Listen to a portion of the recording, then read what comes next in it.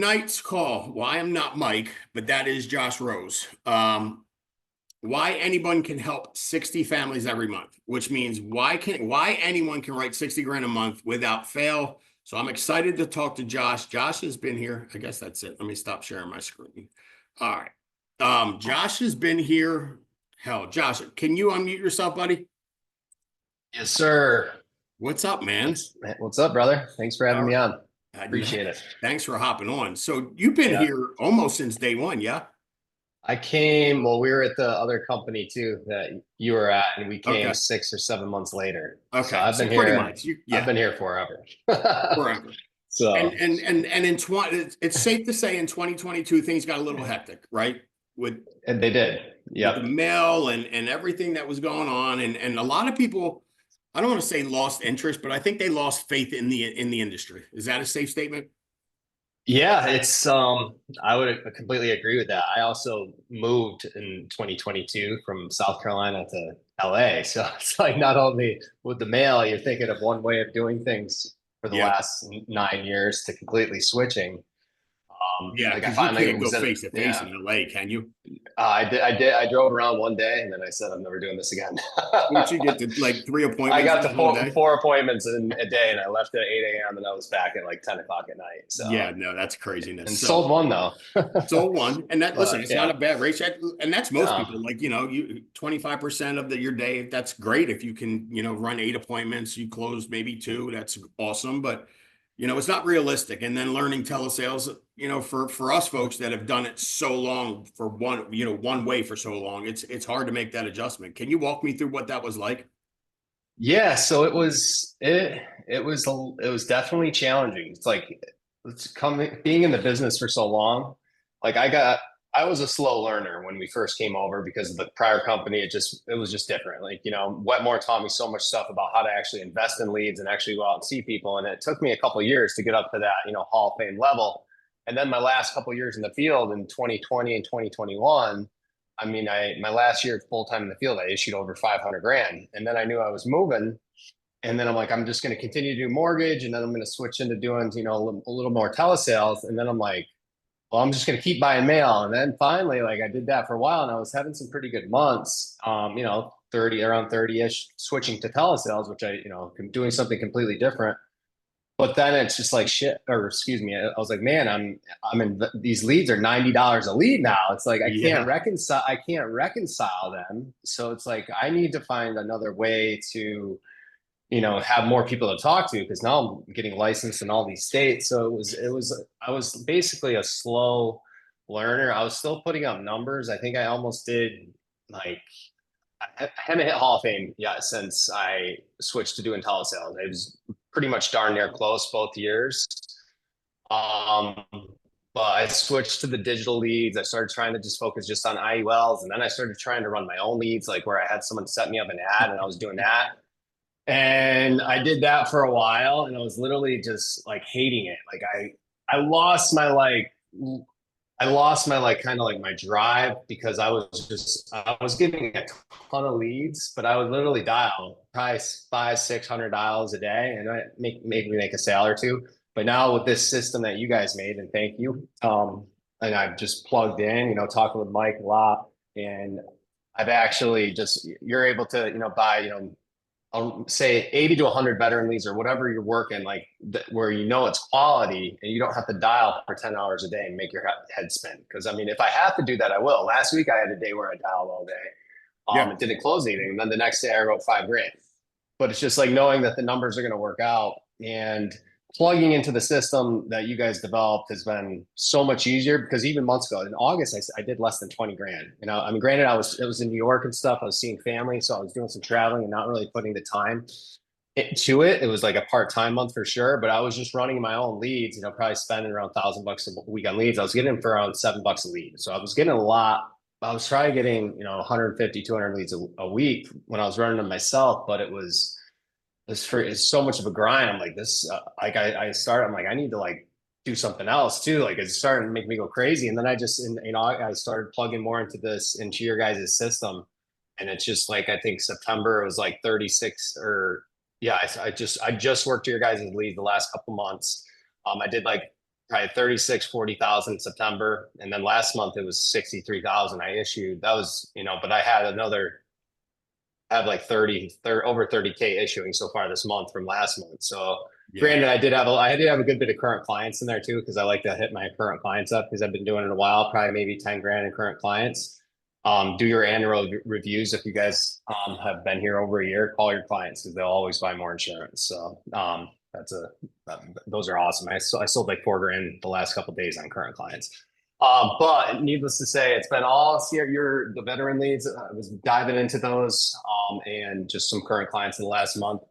And it's the system makes it a lot easier and you have people who you're calling who actually know what you're calling about. So that's a breath of fresh air. And just plugging in and like even just like Mike got me plugged into the Discord and seeing all that. Like I had a rough week on the phone last week and I'm just looking at there. I'm seeing everybody crush it. It's like you said before, competition. It's like just plug in and it just makes you go harder. There was a minute there where I was losing my my passion for this because I've been doing it so long. But I know I texted Mike last month. I'm like, dude, you saved my business because I was in like a crazy roller coaster. I was losing like passion. And now it's like, man, now I'm fired up again. One of my best friends, he got licensed like a year or two ago, but he was working full-time job, working like, 80, 90 hours a week. But then he finally started, last month as well. And during his first 4 first 4 weeks, I'm sorry, he issued 25K. And that's me and him just dialing together. But he doesn't know anything about insurance. He's just plugging in. And I think having him and like working with him and just being on with him, it's motivated me to be like better, if that makes sense, to have to go out and put those numbers up. And it just came easy. It's like when we were running the mortgage protection lead before they went to $100 a lead, when they're $50 a lead, you get 30, 40, 50 of them a week. It's clockwork. You know what you have to do. You have to dial for 4 or 5 hours or whatever it takes to get your 15 to 20 appointments in those 2 days. And then rinse and repeat. It was Monday dial, Thursday dial. And I got to that system down. It was just like clockwork. Now it feels like it's clockwork again, where you just have to get on the phone, start helping people, plug into the Zoom calls, and just keep grinding away. But having him has made me like work harder, and it's kind of like, damn, I should start to hire people again because I stopped for a little bit just to be transparent. I think a lot of people did, Josh, yeah, and I was having this conversation with I think Zach, and I'm like, dude, over the last couple of years, we've been figuring it out because say what you want, everything changed in 2022. The mortgage rate shot through the roof. The FTC did what they did with us in recruiting. So it just a lot changed. We were transitioning from face-to-face to virtual, but now we've got it figured out, and that's what's exciting. And shout out to Mike. Mike is one of those guys, like he just wants to help people. You know what I mean? And I love that because, listen, we're all human beings. And when someone says to us, like, dude, you helped me, like, it makes them feel good. And it's exciting for me because I know how excited he is about all of this stuff. And to see more people coming in and doing what you're doing is why he's, up at 6 a.m. and on his computer at 1 a.m. doing stuff for this because he's just that passionate about this and believing that anybody can do it. So what did your guy that did 25 grand his first 4 weeks, what type of business was he in? He was a project manager, so not life insurance. Okay, not life insurance. But he was dealing with people, I guess. So, but he's project management, construction stuff. Okay. But he's a good talker. Right. He can talk. He can hold a conversation. Yeah, he could talk. Yeah, he could talk. So he's a good talker. So can you guys walk us through what your day-to-day looks like? If it's IMLs, are you doing 2 call closes, 1 call closes, and then we'll take some questions at the end and schedule all of it. Schedule, lead flow, your phone script, everything you're doing from start to finish. Yeah, absolutely. So typically we'll just break it down into, so schedule, I'm working typically Monday through Fridays and then some Saturdays if I have self-book schedules. I don't really work Sundays at all. And I'm hopping on the phones by 8 a.m. my time, trying to get on as early as possible. Sometimes it might be a little later, sometimes it's a little earlier, but just hopping on and then just cranking out, calls all day. I'll hop on, I'll look into the Zoom here. And then I've been on primarily the Zoom with my friend, Matt, just cranking it out with him. But typically lead flow right now, when last month, we'll just focus on that since that was my highest month. I worked the veteran leads from the CRM, and I would do orders of 40 or 50 twice a week. And then obviously calling some current clients in there as well. But that's, we're around $2,000 a week, which is not bad. And that would, that's typically going to produce anywhere from, typically if I'm sitting there and focusing on the phones, I mean, you can crank out at least 2 to 3 sales, a day on that. Some days you can have one, but it's all going to work out in the long, as long as you just keep putting in the work. And if there's weeks I have to buy more, I'll buy more. I'm not afraid to. Like I want to hit my goals. And now, like I started the year off before August, I wasn't even at 200K, but I was looking at my numbers before the call. And what I have approved and that's issuing, like I'll be at like 350. So I'm in the Smoke Hall of Fame. Nice. I'm trying to get, at least 450. So, and I was a little worried about that over the summer, but so it's just using the CRMs. I just started doing a little bit of IULs as well, because I kind of miss like having the face-to-face presentations. So, but I haven't worked them in a couple months. So I don't really want to dive too into that, but I guess I would try to do either one calls and get them on Zoom right away, or set an appointment if I need to. But I know I didn't have the greatest success with setting appointments for IULs a couple months ago when I was doing that. Show ratio is low. As far as the veteran leads, it's I find it best to one call close them, especially if you set appointments with them. 90% of them are going to no show you. It's just if they set an appointment with you, however, those are usually high show ratios as well, and usually those are easy closes. And I like the veterans just because they have income coming in, and it's not like a final expense lead where they're it can be super low income, but you're able to just tell them, like the ads that you guys are running. Mike has showed me all of them. And I'm not on Mike's team or anything. I know you're saying that too. So what he's done for me and not even getting like anything, thank you, Mike. I appreciate that. Thank you all for helping. But I lost my train of thought there. Sorry, ADD. But the veteran leads, they're easy closes because they know what you're calling about. It's a life insurance. And I just say, this is Josh getting back to you about the life insurance for veterans. I've worked other veteran leads where I've gone to like, lock-ins and stuff where people call and tell them they're from the VA. And I don't think you should do that. If you're lying about being a federal employee. I'm like, I heard them doing that one day. I'm like, damn, you guys should not do that. So, but I've had the leads where it kind of is misleading, where a lot of the veterans would be like, you're from the VA, right? And it's like, no. And I'm not going to lie to people. I don't do that. But basically, you're calling these leads, and I'm straight up, hey, this is Josh. I'm getting back to you about the request you put in for the life insurance for veterans. I got your birthday is 1/1/56, right? I'm the specialist assigned to run through that information with you. Were you looking for coverage because you didn't have any or didn't think you had enough? Just going right into it. And typically, if you keep them on the phone, you can help them out. And it's just going through the process. Like from doing this for quite a while, I like to keep it stupid simple. And do the same thing and every time. If it's veteran leads or if it's mortgage leads, the only things I'm going to change is I'm going to add more questions about the mortgage and questions about that. So it's like my process is very structured. It's like short-term goals and structure that Sean always says. I've heard that for so many years. It's how I like to keep my presentations. So it's like after that initial question, that's like my why to get my why out. I found that's what works best for me. So then I asked a couple layers deeper in questions, figuring out who the beneficiary is going to be, what's going to happen when they're going to die, if they need more coverage, if they don't have any, and just drilling deep in the questions to figure out that. Once I have a solid why out there, then it's just like, okay, well, that's exactly what this is going to do. What I do is I partner with all the top insurance companies, Mutual of Omaha, Americo, Aetna, Aflac. I just name all the top ones that they're going to recognize.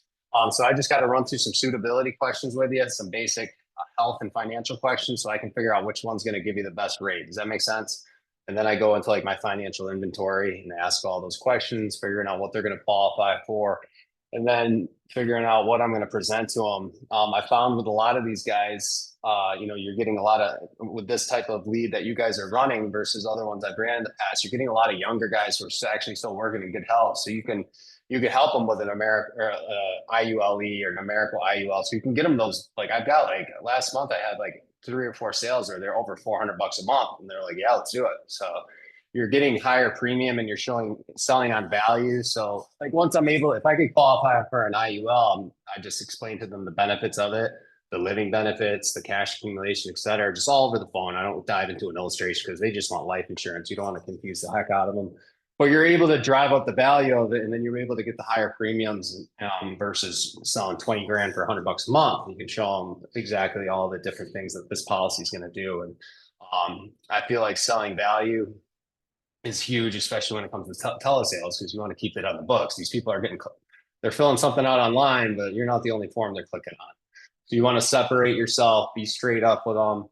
I always make sure I send my credentials. I just realized that I have a CRM website now, so I send that all the time. I didn't know that the last couple of months. It's bad to the bone. I just sent a picture of my card. But establish credibility, be relatable. Yeah, I'm not pushy. I'm like, if I'm gonna help you, I'm gonna help you.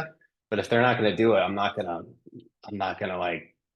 It's one thing if you're like in a home next to them and you can kind of dig into them a little deeper to not give up on the sale. But it's like, you can't help everybody, and knowing that, just running through the motions. Like my goal is to try to get 10 sits a day. I don't really get that, but if I do get 10 sits, I should sell at least 3 or 4 of them. So For sure. I've been rolling there for a minute.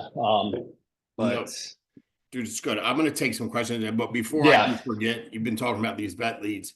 Yep. I know we got some vets in here. I know. Oh yeah. Thank you for your service, yes, everybody. Thank you all so much. Yes. Happy Veterans Day. Happy Veterans Day too. And if I miss you again, if you're a vet and you're on this call, give us drop 2 thumbs up in the chat, and we just we want to salute you because you guys are amazing and what you do does not go unseen. Thank you. Thank you. All right. So can you get into a little bit? Somebody was asking, I saw some questions in here before I get to them. How do you handle, the basic objections, Okay.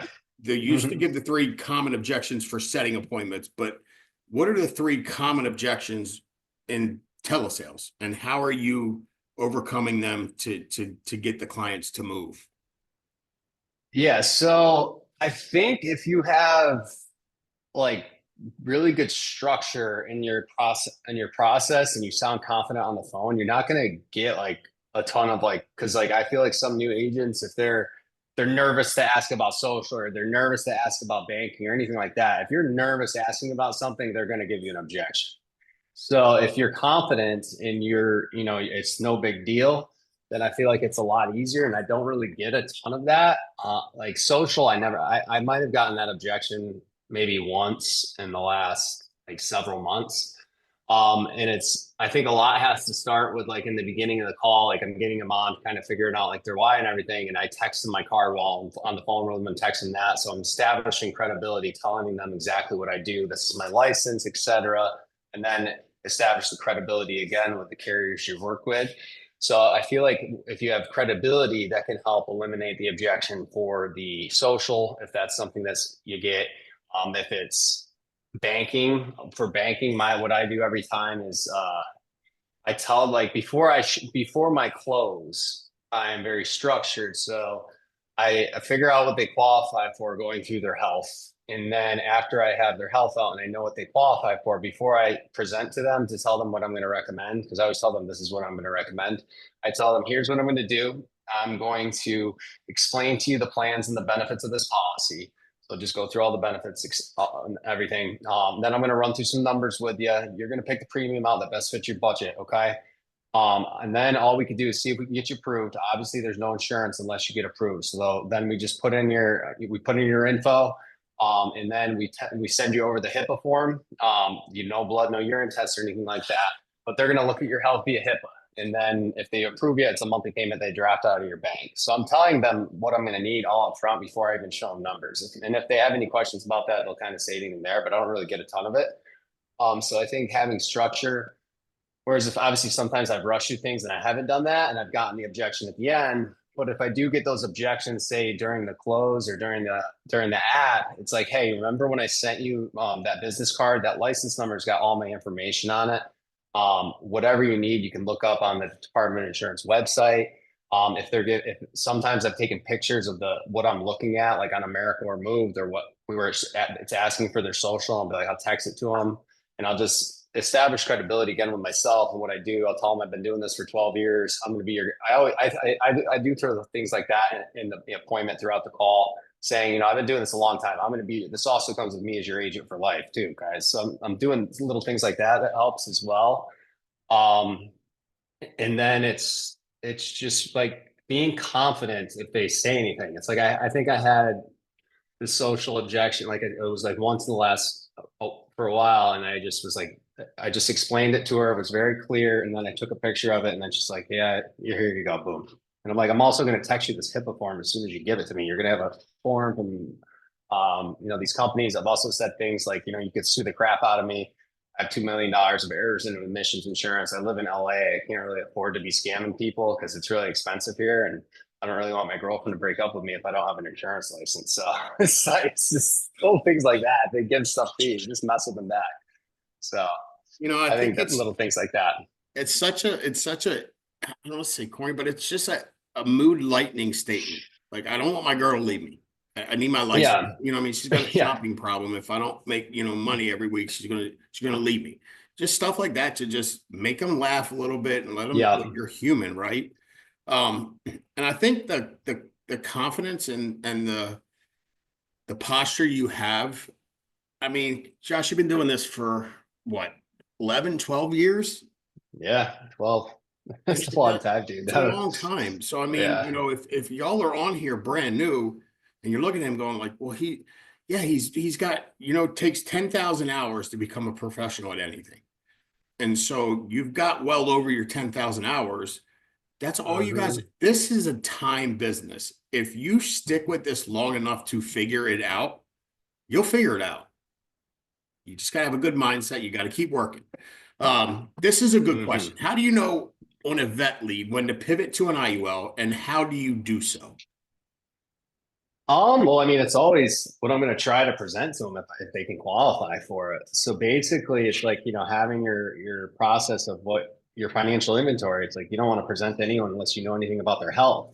So my go-to is going to try to be like an IULE or for mutual if they can qualify. So that's always my go-to versus just like a straight whole life. But um, I'm not going to present anything until I know anything about their health. So it's like, figuring out their why, telling them I got to go through the suitability sheet with you, just figure out what's available, and then figuring out their health history. And then, it's not like I'm diving into an IUL for tax-free retirement for these people. I'm explaining it to them as like a good, solid life insurance policy. Yeah. If Well, did you know that Mhm. the ads that are ran talk about living Living and all benefits. that stuff? Yes. So it's not, Yeah. So, you know, mhm. Prez who asked this. It's not, you don't really have to pivot because that's kind of what they're looking for if they watch Yeah. the ad, and if they fill out the form, they watch the ad. Yeah, and a lot of them will tell you that's what they're looking for too. The video ads, if they actually watch them, they're like, yeah, that's what I want. I want the living Exactly. benefits. And or like if they have VGLI, which is the renewable term that goes up every 5 years, they're like, I got this term, I want something with living benefits. And then it's like, all right, that's the goal. But obviously we don't know if you can qualify, man. We gotta run through this. I want to give it to you, but they are very, very strict. So you just do little things like that, take it away from them. It's gonna make them want to apply more at the end. That's right. Did you study up on the different types of VA insurances? I mean, I've known about the VGLI for so long, just from even like being in the field back in the day. Like I would carry around the rate chart that shows you like I had like a chart that I keep in my little binder. And for veterans who had it, I'd be like, okay, well, here, when you're in your 70s and 80s, like this is a ballpark of what it's going to go up to. So it gets to be crazy expensive. Yeah, if you're in your 30s and 40s, it's super cheap. I always tell them like keep that. Why don't you lock this in now? Get something so when that gets to be unaffordable, at least because it's a good. I mean, it does suck that it goes up in price, but for the cost, if they're younger, it's pretty cheap up until they're in their like upper 50s and 60s. So, And it but gets yeah, so I really, saw it gets insanely expensive, but I did way back, yeah. So I kind for of sure. knew about it. So, yep, So you recommend the folks that are on the vet leads to just, Google some of the stuff, get as much information yep, as you can, right? Just like with the yep, mortgage. You gotta sound like you're halfway intelligent about what you're talking about. And yeah. when they know you go, all right, so the SGLI is gonna go up at this age, here's what it's gonna go up to. Hmm. They tend to trust you a little more. Would you agree with that? Correct. Yeah. And also I'm doing this in everyone as well. It's good that you asked that question. So the VA just came out with in 2022 or 23, I always forget what year it was, but they came out with a guaranteed issue $40,000 policy. And I'll be like, the VA can offer that, but it's guaranteed issues. It's 40K, so it's priced accordingly to if you had like cancer or something. So no one wants a waiting period, right? So I kind of like do that and take it, I'm like, that's why we're contracted out through all the top insurance companies to help you find a better plan. So I've been saying that in a lot of them too. And if they die of a service-related death, it's like a $2,000 reimbursement. Non-service related death is it's a weird number. It's like 696. And then all they're going to cover if they're buried in the national cemetery, and this is straight from Zach Luffles, whose dad died, a couple of years ago, is they basically dig the hole for you and give you a headstone, give you the flag, and play taps. That's all they're going to cover. And, I'll say that stuff all the time. So.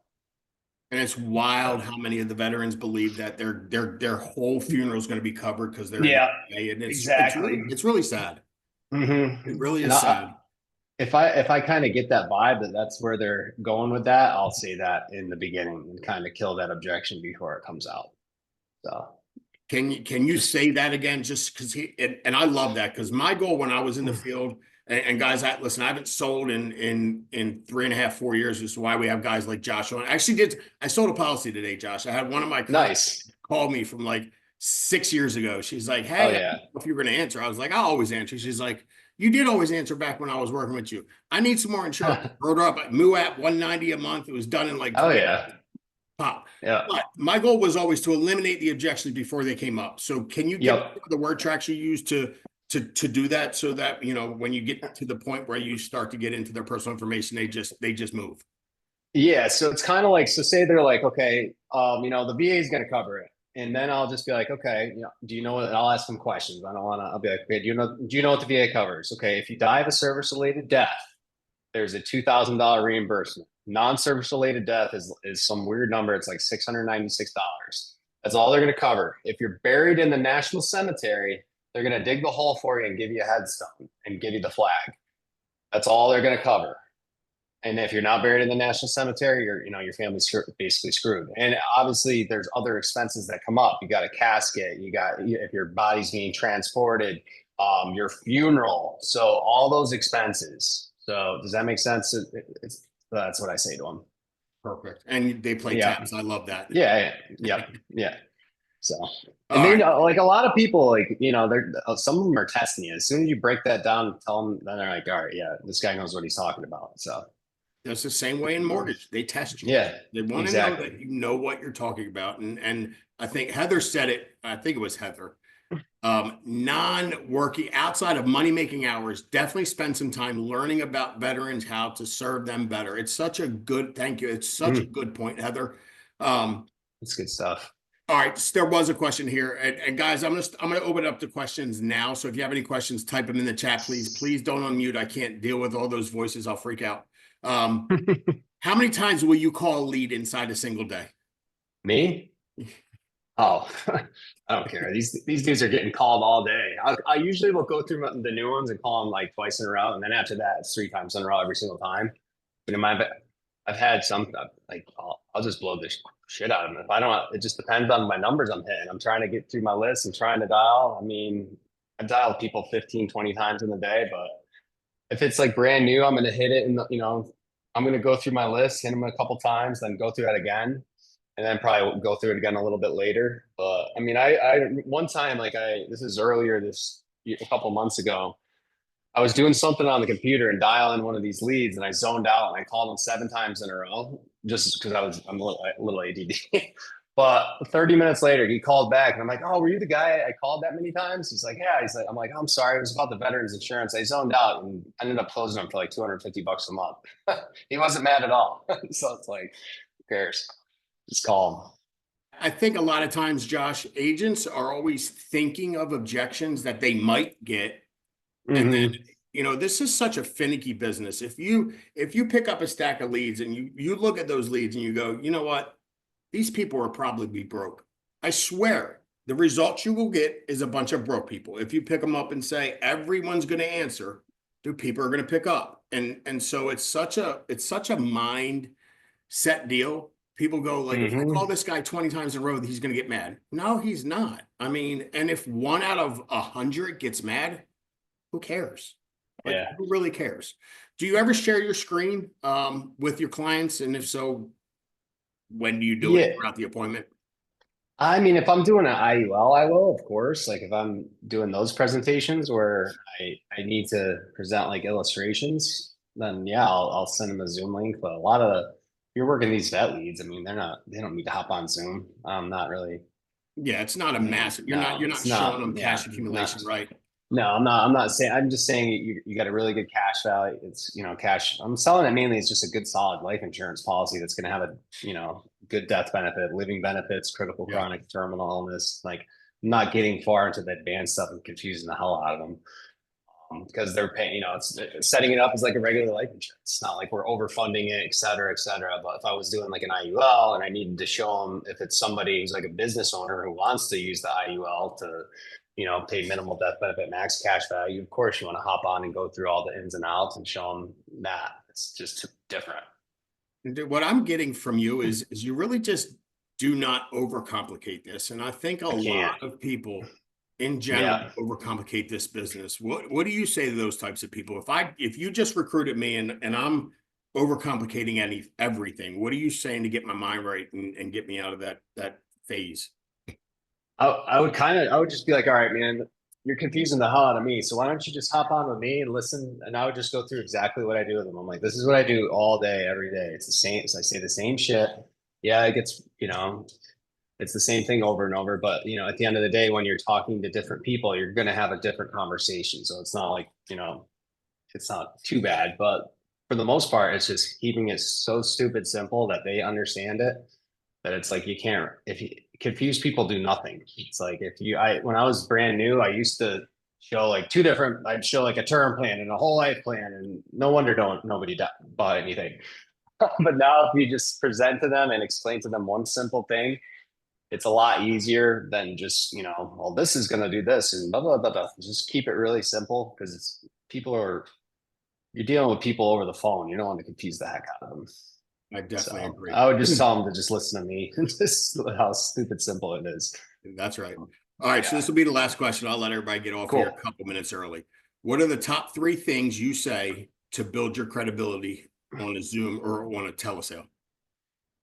So like And in the if it's beginning of not the 3, call, it's 2. yeah. In the beginning of the call, obviously I'm figuring out what they're looking for and getting them on the phones to present to them. So right away I send them my card. I tell them it has my license number, that so I like to say that license number is like my business social security number because I'm going to be asking them for their social security number. So that's a good one.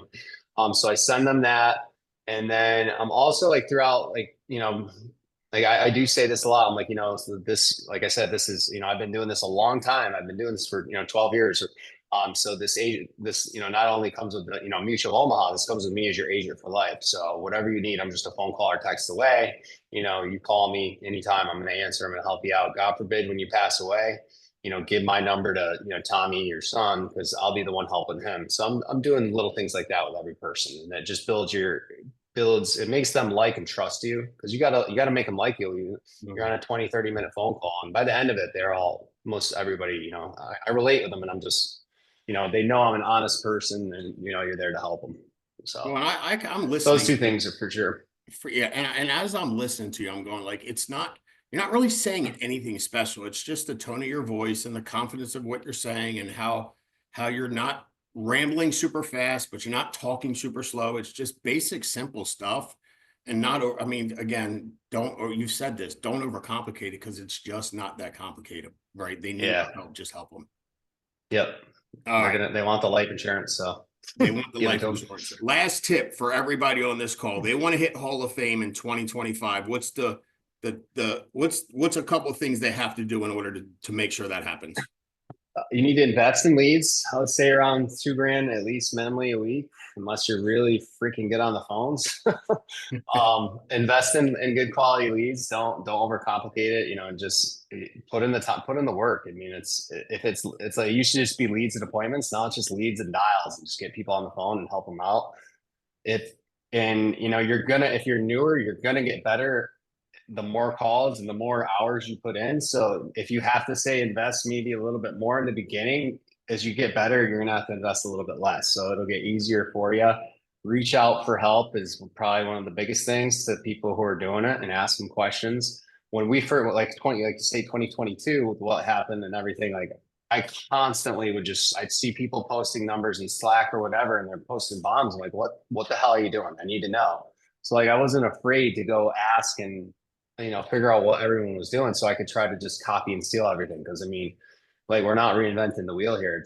We're all working the same types of clients. You're working better than these mortgage leads, IULs. Like, it's that same people who are filling those out. So ask people who are doing it, who are better than you, to get help. That's probably that's the main thing, man. Reach out for help. You can't do it on your own. Like, I was trying to do it on my own, running my own leads, and it sucked. I was driving myself crazy. Now just plugging it into a system, and it's turned it into clockwork, and just, get out there and get after it, and plug into the Zoom call, listen to the top people and ask them questions. Good. I love it. Well, Josh, I'm So super excited to have you back, man. It's I'm glad refreshing to. I'm see glad your to face plug in. again. Yeah, it's refreshing to hop on one of these. So thank you for having me on. Yeah, man. Needed something like this, man. Yep. Thanks, guys. Guys, give us a thumbs up to Josh in the chat. He absolutely killed it. We'll have a recording of this going out a little bit later on tonight or tomorrow. And again, to all my vets on the call, thank you so much for your service. We love you. We appreciate you. And we are thank you for your service. Grateful. Yeah, for sure. All right, y'all. Have a good night. Take care. Josh, All thank right. you so much, man. Yeah. You killed it.